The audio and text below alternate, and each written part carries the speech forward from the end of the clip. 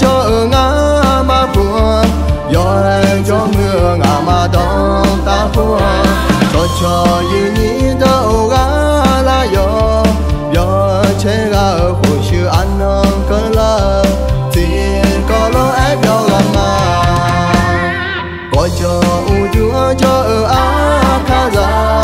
gió chế nhà ở á từ á khá ra thì bố khá thằng phá nó gió gã na lô là ta theo nè thì có lỗ ép gió gà mà có mơ cho á từ á khá ra gió khói mà gà là gió chế ra phụ sự ăn có là thì có lỗ ép gió gà mà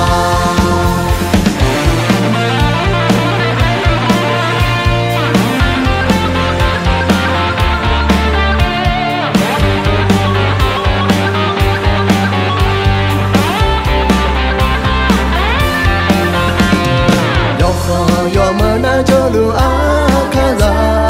mi khó đưa ni cho lúa á khá ra á khá suy khá thì khá mẹ nu mà gió gà na lúa mẹ bỏ cũng khó nè thì có lúa ấy đen đàm mà cảm ơn cho á thì á khá ra gió khói mà gà là gió chế ra phụ sự ăn cơn là thì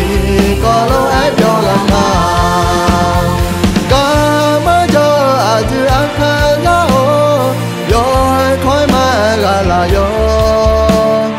gió chế ra phụ sự ăn cơn là thì có lỗ ép gió gà mà thì có lỗ ép gió gà mà